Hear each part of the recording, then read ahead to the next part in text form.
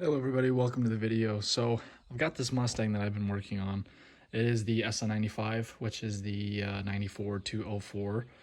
Now, I've seen a lot of this stuff on YouTube, and I've never really come across anything to really give kind of an informative guide on how to get things done and how to get things installed.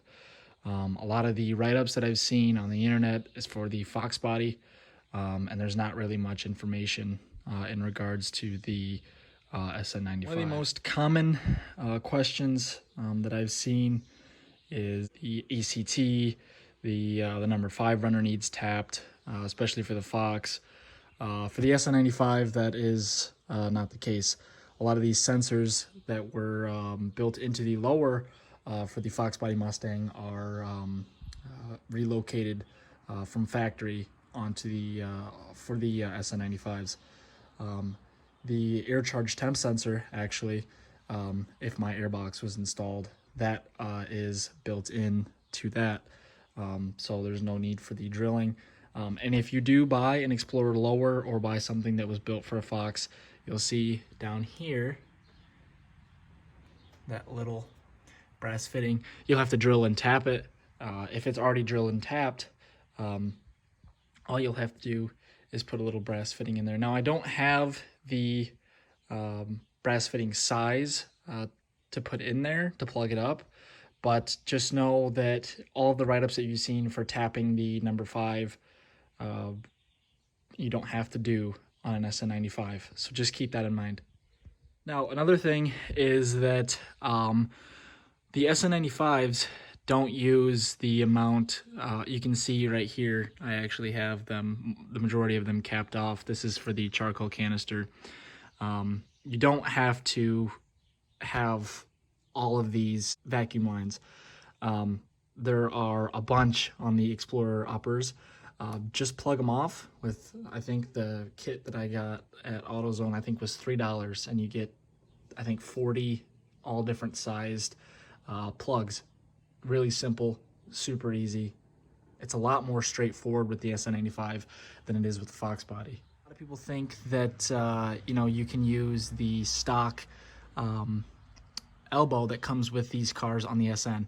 If you look here, this Edelbrock is built to go down, and then that way you can get your EGR on. You cannot use the stock height throttle body elbow with these cars, even with the spacer, because of the way this EGR is built. Unless you're completely getting rid of your EGR, you have to have the Edelbrock 3835, which if you're going to get rid of your EGR, good for you, but honestly there's really no point. Your EGR keeps your intake air temperatures down and is not operational at all at wide open throttle. It's good for your car, it helps it breathe, so just keep it on. So for the SN95 cars, since we're already by the throttle body, fitment for everything in the car is pretty shitty. And when I say that, I don't mean that it's going to be like a tight fit. I mean that you have to put everything on before you actually bolt the throttle body, or before you bolt the upper down. So we're going to start at the throttle body here, and I'm going to work my way up.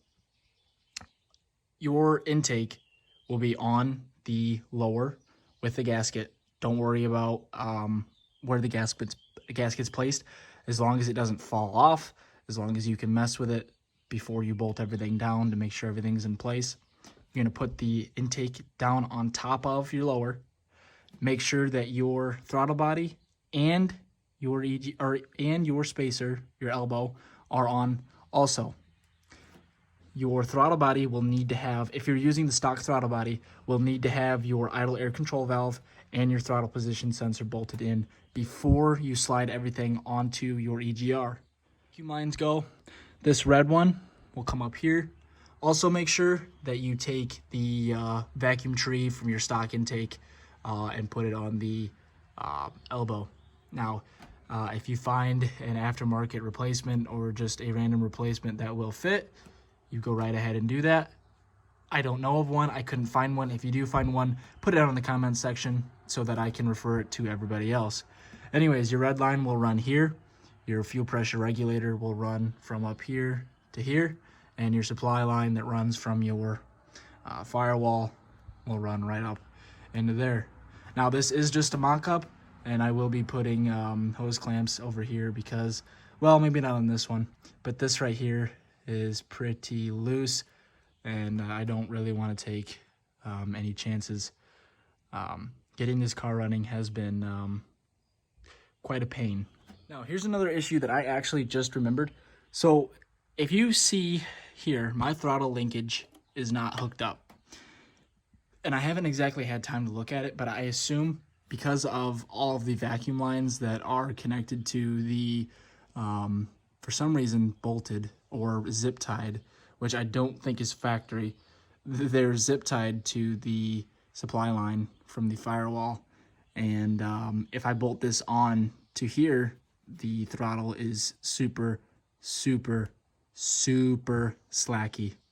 And that is not good. The pedal basically sinks all the way to the floor, and it's one of the few issues that I actually have to 100% fix before the car is drivable. Now, it could be because I accidentally stretched the cable as I was pulling the throttle body off. It was kind of a pain, but I don't necessarily think that I'm that strong.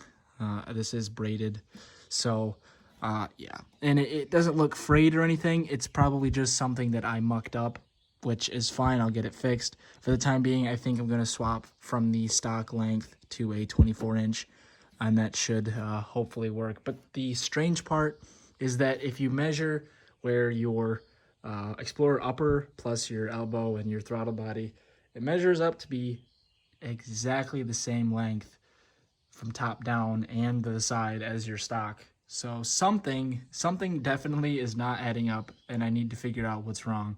In summary, your lower intake will be the easiest thing you've ever done on your car, okay, especially for an SN95. If you buy one that's already got everything tapped for a Fox, all you'll need is your fittings to set inside there and make sure they're tightened up. And really, that's about it. Everything else is plug and play. A lot of the sensors that were on the Fox bodies are external on these cars. So, you know, way more straightforward than the Fox swap that I've seen almost everywhere, which kind of sucks. There's no write-up on the SNs. So I'm trying my best to kind of get this information out here. If you have a Fox body, obviously you're going to follow everything that's the write-up for the SN or for the 87 to the 93. If you have a 94 to 95, don't listen to any of that shit because the majority of it does not apply to your car. There are, like I said, all the sensors that people talk about are external.